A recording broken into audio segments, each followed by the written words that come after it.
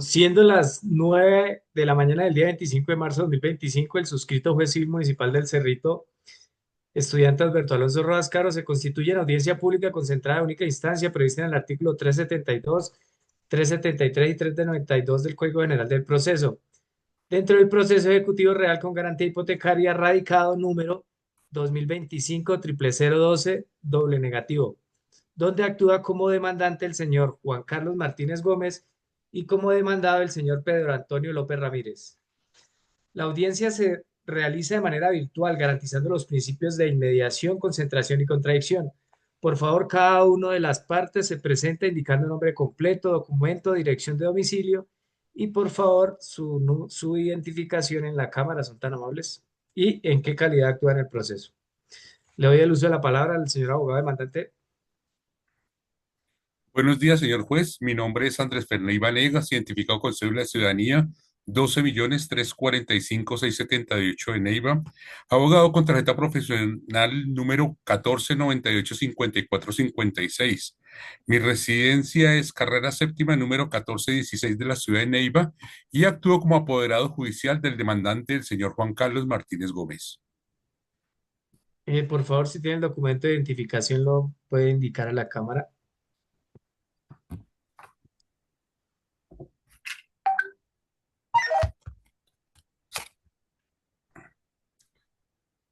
Listo. Por favor, el demandante, señor Juan Carlos. Buenos días, mi nombre es Juan Carlos Martínez Gómez, identificado con cédula de ciudadanía número 36-358-412. Soy comerciante y comparezco en calidad de demandante. Mi domicilio en la ciudad de Palmira. No, no veo aquí Por favor, está señor el Juan Carlos, documento. gracias. Por favor, el abogado del demandado.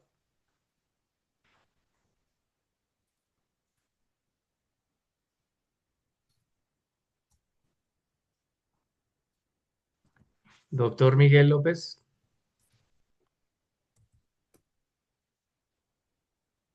Perdón, señor juez, perdón. Estaba sin audio. Ya Tranquilo, me proceda, señor Miguel, es tan amable.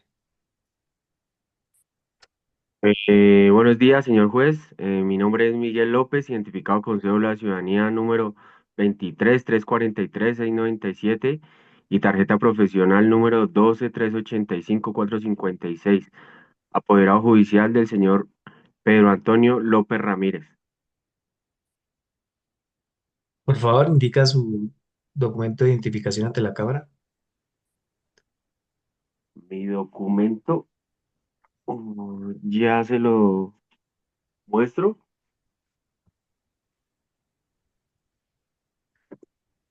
Acá está. Ok, el señor Pedro Antonio, por favor, se identifica. Eh, Buenos días, mi nombre es Pedro Antonio López Ramírez, identificado con cédula de ciudadanía número 85-789-123, de Neiva, comerciante, y comparezco como demandada. Aquí está mi documento. Muchas gracias a las partes. Bueno, se deja constancia de la presencia de las partes y su apoderado. Les recuerdo que sus manifestaciones se hacen bajo la gravedad de juramento y que están obligados a decir la verdad, especialmente en los interrogatorios de parte. No habiendo justificaciones de inasistencia, declaro formalmente instalado la audiencia.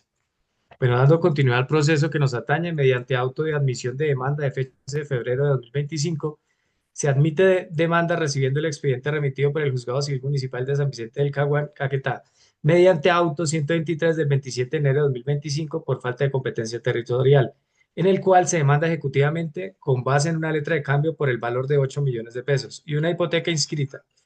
El demandado contesta, presenta excepciones previas y de méritos. Esta audiencia integra las actuaciones de los artículos 372 y 373 del Código General del Proceso.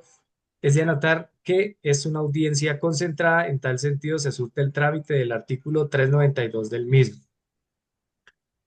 Dando continuidad, presentamos las excepciones previas al tenor del artículo 372, numeral quinto, pues se concede el uso de la palabra al apoderado del demandado para sustentar sus excepciones previas. Por favor, el abogado del demandado. Gracias, señor juez. Inicialmente, pues se propuso la excepción de la falta de competencia porque la demanda fue presentada en primera instancia ante un juez de San Vicente del Caguán, Caquetá, donde no estaba ubicado el inmueble hipotecado. No obstante, el expediente ya fue radicado correctamente ante el juez civil municipal de El Cerrito, que sí es territorialmente competente. Por lo tanto, no insisto en la excepción, ya que he perdido actualidad. En cuanto a las otras excepciones previas, mantengo dos puntos, pues la falta de capacidad legal del apoderado del demandante por presuntas deficiencias en el poder. Dos, falta de calidad del demandante por supuestos vacíos en la acreditación de la titularidad del crédito. Solicito que se declaren probadas y se rechace la demanda o se anule lo actuado, señor juez. Gracias. En tal sentido, y pues al tenor de las excepciones previas, se corre traslado al apurado del demandante para que se pronuncie ante lo manifestado por el demandado. Gracias, señor juez. Frente a las excepciones restantes, entonces tengo que, en cuanto a la capacidad del apoderado, el poder fue debidamente autenticado, cumple con todos los requisitos del Código General del Proceso y contiene facultades suficientes para adelantar el proceso ejecutivo, llegar a conciliación y transgredir. Sobre la calidad del demandante, la letra de cambio y la estructura de la hipoteca se emitieron a favor de mi representado, lo que acredita su legitimización. Su legitimización. Solicito respetuosamente se rechacen las excepciones previas y se continúe con el trámite. Gracias, doctor. Bueno, una vez escuchadas las partes, como decisión y revisadas las piezas procesales, primero, se deja constancia que la excepción de falta de competencia no es insistida por la parte demandante, en consecuencia se declara improcedente por sustracción de materia. Segundo, respecto a las excepciones de capacidad del apoderado y calidad del demandante, revisadas las pruebas allegadas. El poder está debidamente autenticado y contiene las facultades exigidas por el Código General del Proceso.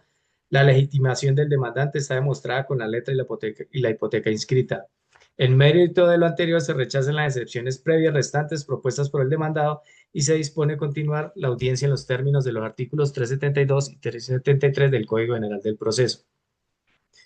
Dando continuidad al mismo, dejo de presente que, como lo reza el mismo Código General del Proceso, en su artículo 372, numeral sexto, de conformidad en este despacho exhorta a las partes a conciliar sus diferencias. Pregunto al apoderado del demandante, ¿está su representado dispuesto a buscar un acuerdo? Le doy el uso de la palabra, doctor. Sí, señor juez, siempre que se reconozca la existencia del crédito y se pacte un pago serio del capital y los intereses. Ahora le pregunto al demandado, ¿hay voluntad de conciliación en los términos propuestos o en otros que quiera plantear? Le doy el uso de la palabra, doctor. Gracias, señor juez. Mi cliente pues considera que la obligación ya fue pagada y que existen vicios en el título, por lo que en este momento no hay acuerdo sobre la deuda. No es posible conciliar en los términos solicitados por la parte actora. Agotado el requisito de procedibilidad prescrito en el Código General del Proceso y al no lograrse un acuerdo, se declara fracasado el intento de conciliación y se continúa con la audiencia. Procedemos a realizar el interrogatorio a las partes conforme en el artículo 372, numeral 7 del Código General del Proceso. Procederemos a practicar el interrogatorio a las partes, el cual debe proceder de la fijación del litigio.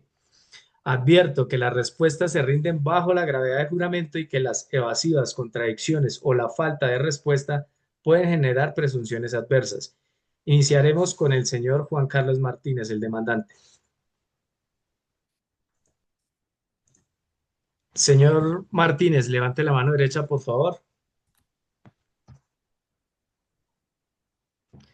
¿Jura decir la verdad? Sí, señor juez. Puede bajar la mano. Por favor, responda con claridad a lo que este despacho le va a requerir. ¿Usted prestó la suma de 8 millones de pesos al señor Pedro Antonio López el día 26 de diciembre de 2018? Sí, señor juez, ese mismo día yo le presté los 8 millones de pesos. Responda, por favor, cómo y dónde entregó el dinero. Se los di en efectivo en una cafetería cerca del parque principal de Palmira.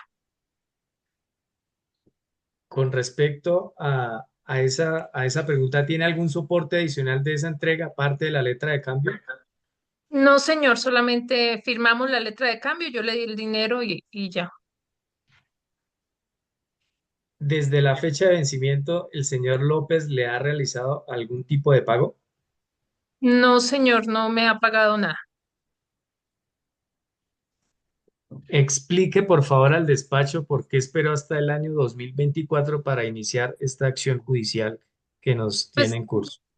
es que yo esperaba que él me pagara voluntariamente el dinero y pues desconocía la parte legal como tal para poder demandar. Entonces, por eso.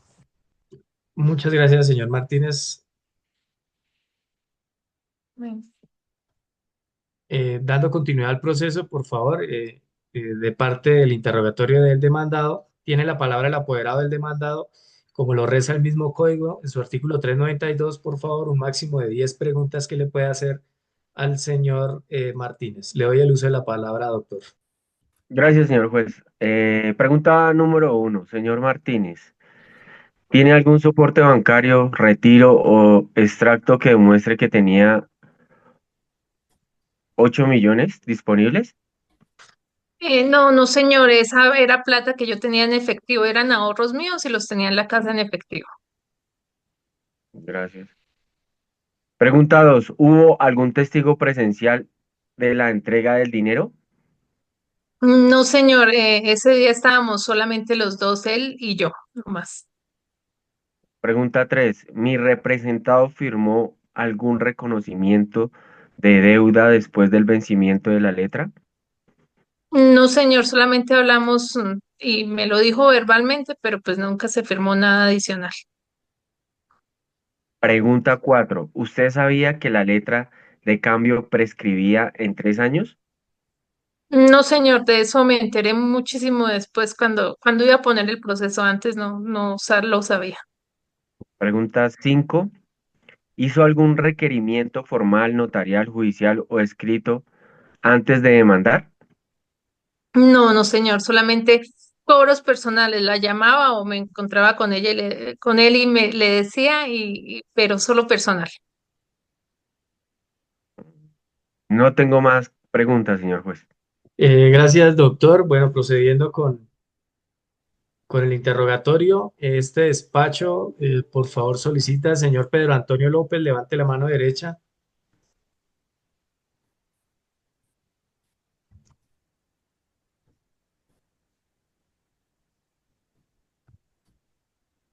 ¿Jura decir la verdad? Ya. Sí, señor, seguro. Señor Pedro Antonio, ¿reconoce su firma en la letra de cambio aportada al proceso? Sí, señor juez, esa es mi firma.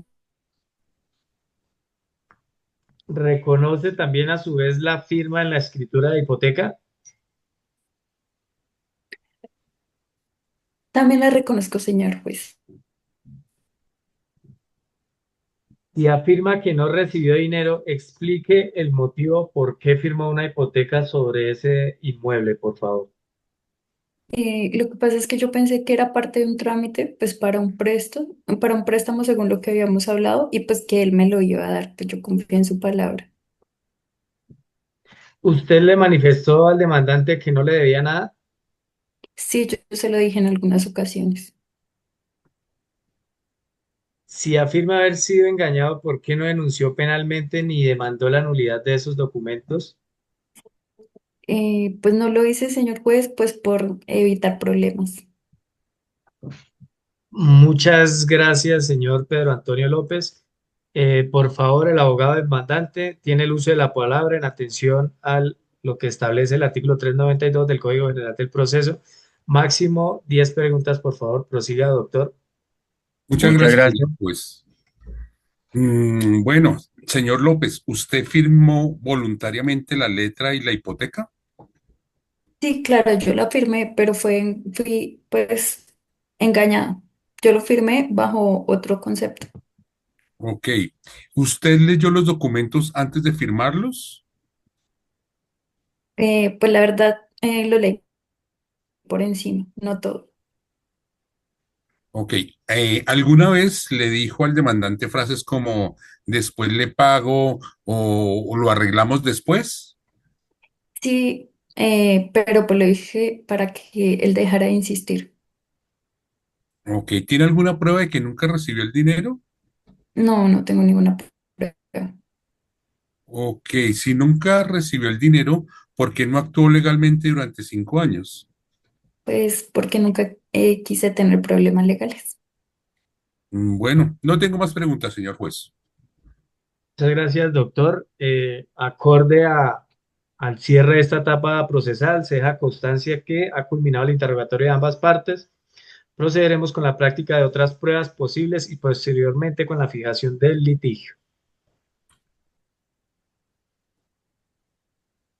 Al tenor del artículo 372, numeral séptimo, se incorporan las pruebas documentales aportadas. Dentro de estas, las pruebas documentales del demandante, letra de cambio, escritura de hipoteca, certificado de libertad y tradición y certificación de intereses. Estas se admiten y se tendrán como pruebas documentales. Las pruebas documentales del demandado, como comunicaciones de intento de acuerdo, se admiten sin perjuicio de su valoración.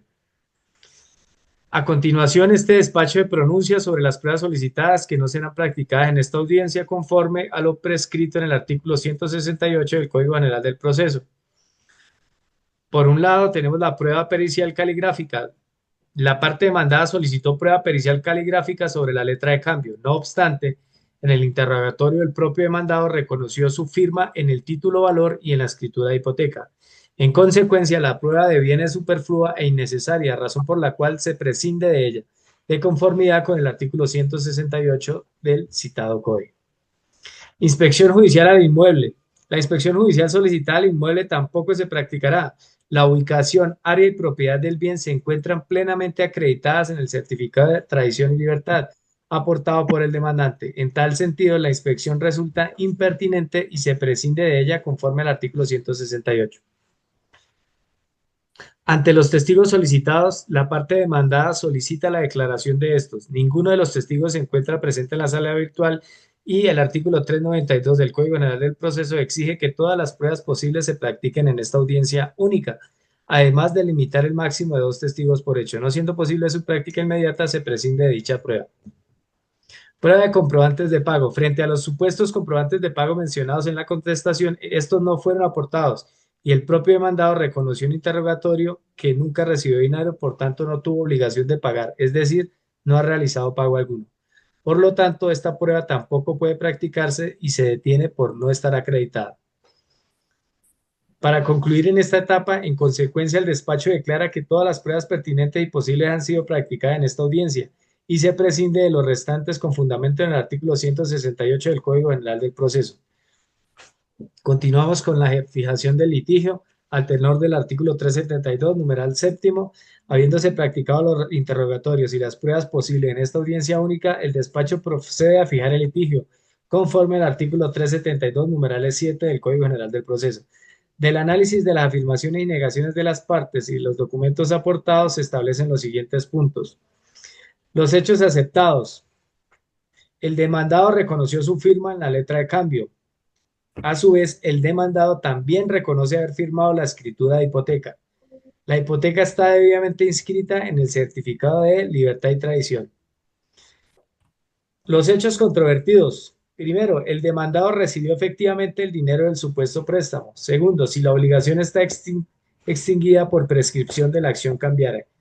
Tercero, si existe una obligación causal demostrada que permita la ejecución real. Cuarto, si la hipoteca puede ejecutarse sin un título ejecutivo vigente.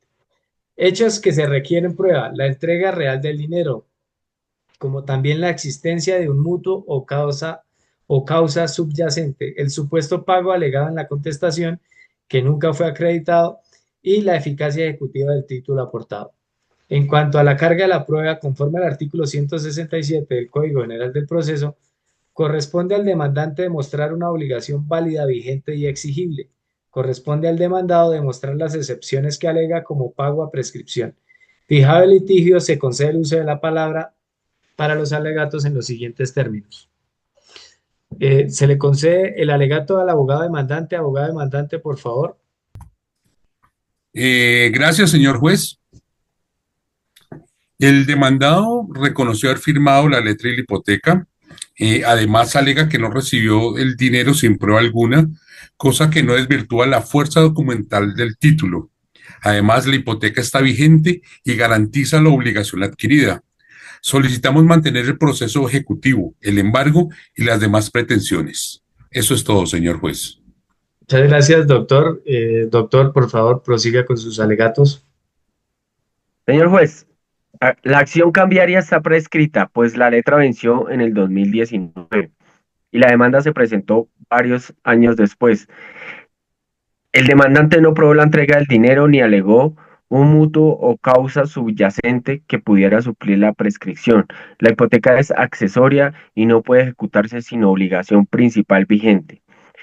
No existe título ejecutivo claro, expreso y exigible, pues de acuerdo al artículo 422 del Código General del Proceso, solicitamos negar las pretensiones y levantar las medidas. Es todo. Muchas gracias, doctor.